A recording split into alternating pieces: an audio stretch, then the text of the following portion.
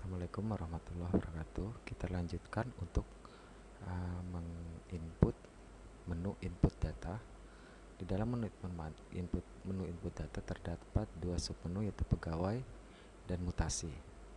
Pada submenu pegawai terdapat submenu list data. List data ini berfungsi untuk menginput data pegawai berdasarkan aplikasi SIK. Data ini menjadi data utama atau data dasar sebagai acuan utama penginputan data pegawai untuk usulan mutasi.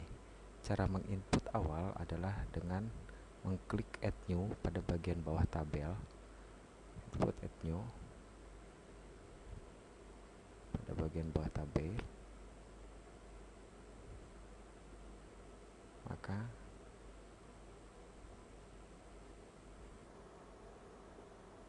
akan muncul inputan nama, NIP, DDKN, karpet, jika, dan lain-lain disesuaikan dengan data SIK yang ada. Jika selesai, maka kita klik Add.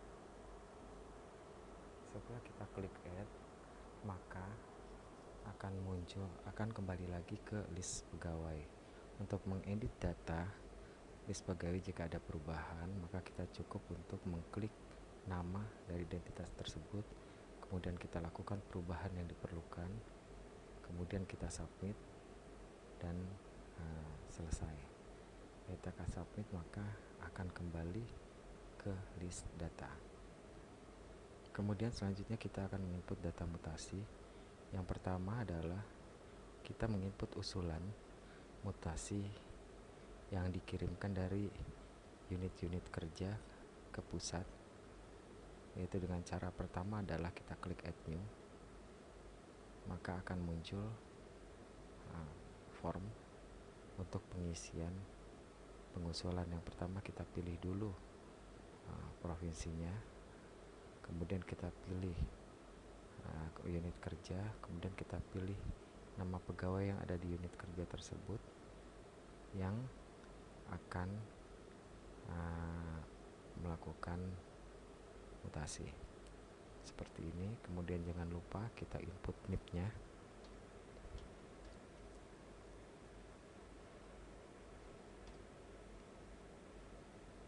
Setelah kita input NIP, kita tulis nama jabatannya.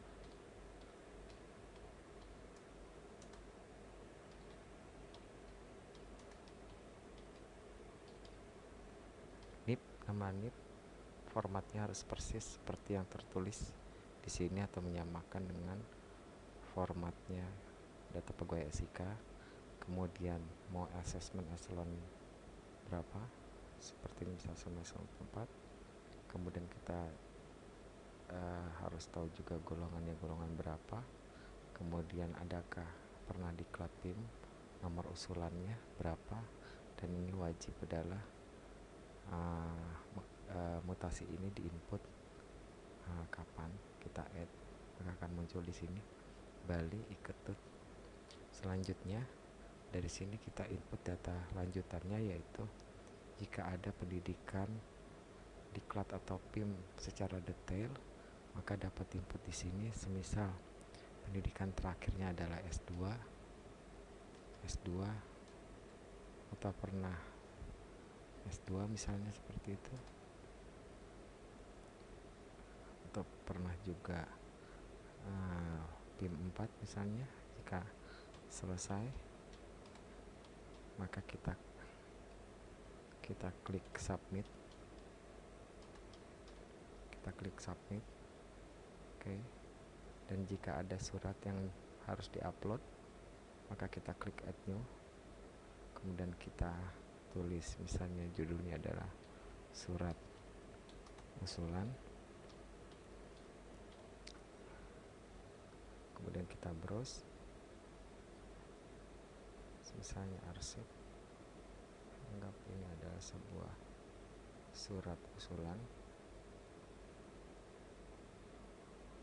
misal, kemudian kita add. Setelah kita add maka akan kembali ke ke data usulan, kemudian kita klik mutasi usulan kembali. Nah, kita cek ulang. Jika kita sudah cek ulang, maka arsip usulan ada. Untuk mengedit atau menghapus, kita klik pada tulis file untuk mendownload. Selanjutnya kita klik pada download. Arsip usulan telah selesai diinput. Kemudian setelah itu kita lanjutkan ke usulan biro. Usulan biro hanya dapat diinput dari data-data usulan yang telah masuk dan akan dipilih hanya dari usulan ini. Kemudian kita masuk ke usulan biro, kemudian kita tulis misalnya usulan bironya, dan nomor surat ini harus diinput. Kalau belum ada berarti inputkan dummy, misalnya seperti ini, dan kita tentukan kita akan kirim tanggal berapa, misalnya tanggal 9. Kita submit. Nah, setelah ini submit selesai, maka kita klik link, kita pilih siapa saja yang akan kita usulkan. Seperti ini, kita tinggal pilih saja data dari usulan yang sudah masuk. Oke, kita klik, kita pilih data-data yang akan kita input sebagai usulan. Jika sudah selesai, kita back. Di sini ada fasilitas filter, bisa filter by nomor atau by tanggal, dari mulai kapan sampai dengan kapan kita mau filter, seperti itu. Dan kita bisa cetak seperti ini, maka sudah muncul yang akan diusulkan, surat diusulkan, kemudian nomor ada, tanggal juga. Kemudian jika ingin mengeprint, kita tinggal file print seperti ini, dia langsung dari browser bisa langsung di print.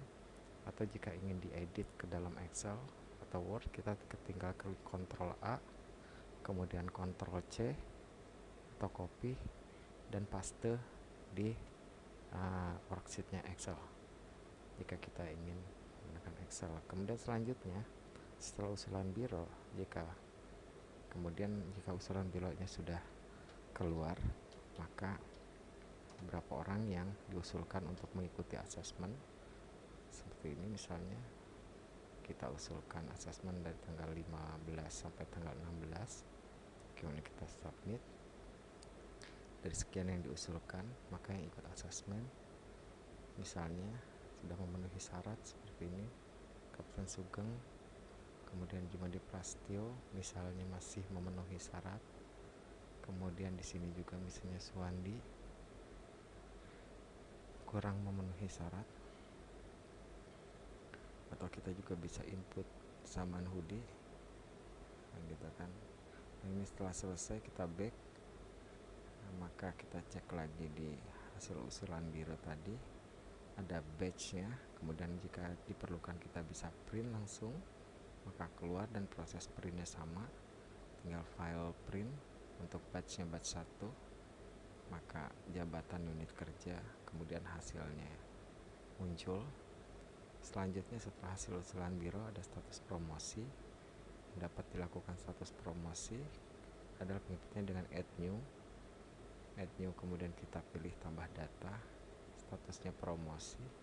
Karena promosi tidak ada warning, ini misalkan beliau ini kita masukkan ke kantor pusat, mungkin misalnya bagian organisasi hubungan masyarakat, jabatannya misalnya tes jabatan 1. Kemudian kita add, kita lanjutkan kembali untuk Jumadi, karena kita tahu tadi masih minus ini, kita masukkannya warning expired nya.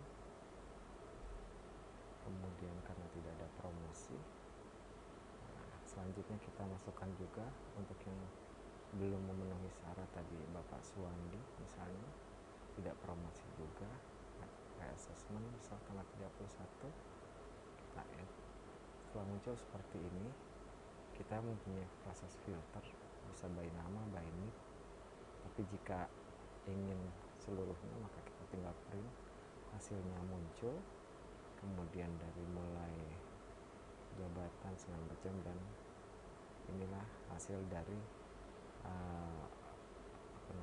format lembar pola karir adalah hasil akhir dari aplikasi Desi ini. Kita kembali seperti ini adalah tata cara penginputan dan pengecekan untuk aplikasi Desi. Terima kasih. Assalamualaikum warahmatullahi wabarakatuh.